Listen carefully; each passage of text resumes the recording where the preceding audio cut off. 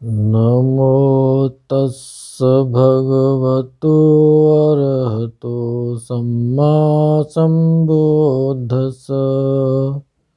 सभी मित्रों को सप्रेम नमो बुद्धा, जय भीम।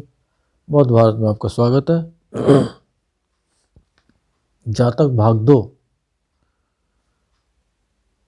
का 110वां जातक है सब संहार कपन्य।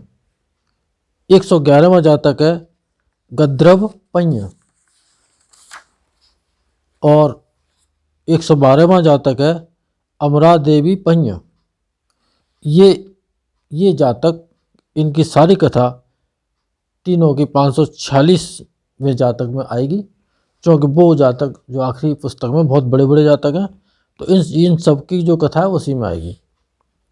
अब यहाँ से 113वां जो जातक है सिगाल जातक, ये यहाँ पर इसका उल्लेख है, ये बताते हैं।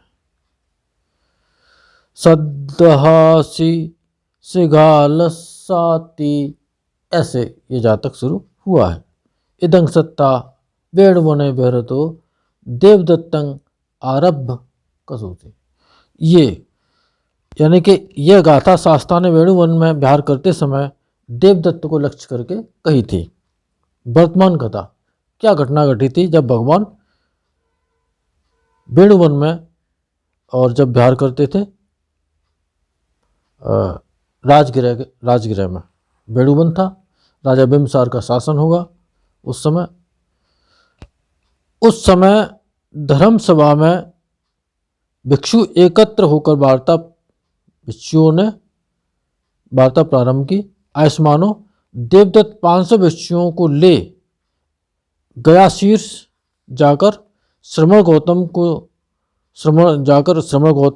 जो करता है वह धर्म नहीं, बल्कि जो करता है वह धर्म है, कह भिक्षुओं को अपने मत का बना।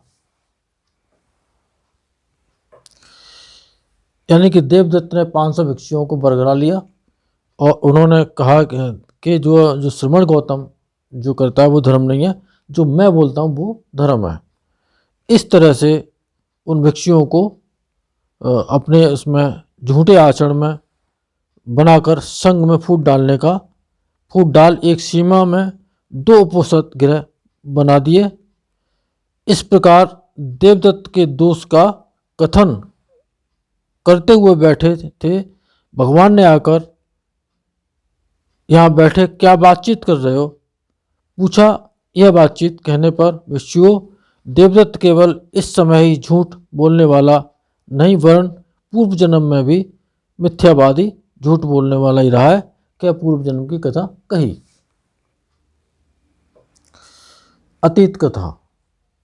पूर्व समय में वाराणसी में ब्रह्मदत्त राजा के राजकाल में बोधसत्व शमशान वन में एक वृक्ष देवता के रूप में उत्पन्न हुए। ये पूर्व काल में भगवान की ये उस जमाने में जब राजा ब्रह्मदत्त थे, उस जमाने में कई राजा ब्रह्मदत्त हुए हैं। ऐसा इसमें जातकों में भ्रांति होती है कि इसका मतलब राजा ब्रह्मदत्त कितने साल तक जिए, ऐसा नहीं है।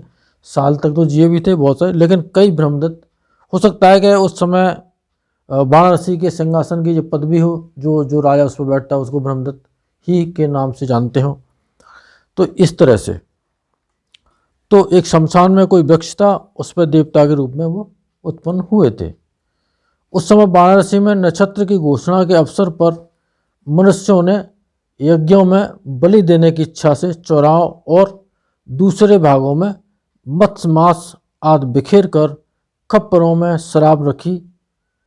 एक श्रृगाल आधी रात के समय नहर से नगर में प्रवेश कर मत्स्य मांस खा शराब पीकर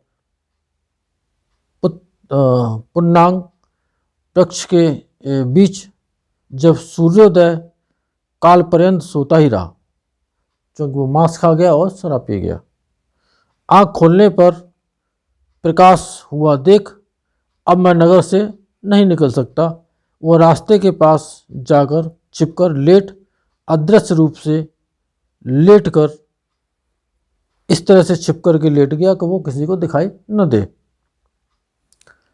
अनान्य मनुष्यों को आते जाते देख कुछ न बोल एक ब्राह्मण को मुंह धोने के लिए जाते देख उसने सोचा कि ब्राह्मण धन के लोभी होते हैं, इसे धन का लोभ दे कहूँ और अपनी चादर में बिछा गोद में ले जाकर नगर से बाहर कर दे।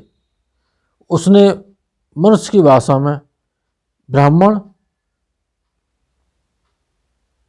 भाषा यहाँ पर ये है, आपको भ्रांति हो सकती है, लेकिन कोई आदमी जब साधना के रास्ते में निकल जाता है तो वो बिना कहें और भावार्थ को समझ लेते हैं, वो ऊपर वाले लोग हैं उस तरह के। लेकिन यहाँ पर ये इस तरह से समझे, कहा ब्राह्मण लौटकर मुझे कौन बुला रहा है? कहा मैं किस कारण? ब्राह्मण मेरे पास 2 करसापण हैं, यदि मुझे गोद में ले चादर से ढक जिससे कोई न देखे इस प्रकार नगर से निकाल सका तो मैं तुम्हें करसापण दे दूंगा। धन के लोभ से ब्राह्मण अच्छा क्या स्वीकार कर उसको उसी प्रकार नगर से निकालकर दूर आगे गया। श्रृगाल ने पूछा, ब्राह्मण यह कौन सा स्थान है? अमुक स्थान, और भी कुछ आगे तक ले चल। इस प्रकार बार बार कहकर शमशान तक पहुंच गया। मुझे यहाँ उतार दे। ब्राह्मण ने उसे उतार दिया। अच्छा तो ब्राह्मण चादर फैला। ब्राह्मण ने धन लोभ से चादर फैला दी तो इस वृक्ष की जड़ में खोद कह गीदड़ ब्राह्मण को धरती खोदने में लगा। गीदड़ ने कहा कि इस वृक्ष जो वृक्ष है उसकी जड़ में खोद, यहाँ पर धन होगा। तो खोदने लगा। उसकी चादर पर चढ़ उसने चारों कोनों तथा बीच में 5 स्थानों पर शौच क्रिया कर उसे गीला और चिपड़ कर लेपित कर शमशान वन में प्रविष्ट हो गया। बोधिसत्व ने वृक्ष की शाखा पर खड़े यह गाथा बोली।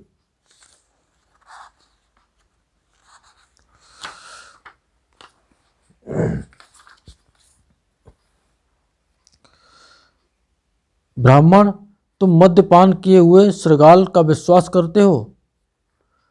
उसके पास 100 सीपियां भी नहीं हैं, 200 करसापण कहाँ होंगे? इसका विश्वास करता है, इसके पास 100 सीपियां भी नहीं है, 200 करसापण कहाँ होंगे? बोधिसत्व ने यह गाथा कह, हे ब्राह्मण, जा अपनी चादर धोकर स्नान करके अपना काम कर। कह अंतर्ध्यान हो गए। ब्राह्मण कथनानुसार कह हाय ठगा गया, दुखी मन चला गया। शास्त्रा ने यह धर्मदेशना उपस्थित कर जातक का सामंजस्य बैठाया। उस समय श्रृगाल देवदत्त था और वृक्ष देवता तो मैं ही था। इस तरह से ये पुराने टाइम का ये भगवान को जो ये जातक था देवदत्त के रूप में वो जानते थे। उन्होंने यहाँ बताया, इन सत्य से आप सबका मंगल हो, भला हो, कल्याण हो, संसार के सारे प्राणी सुखी हो। साधु साधु साधु।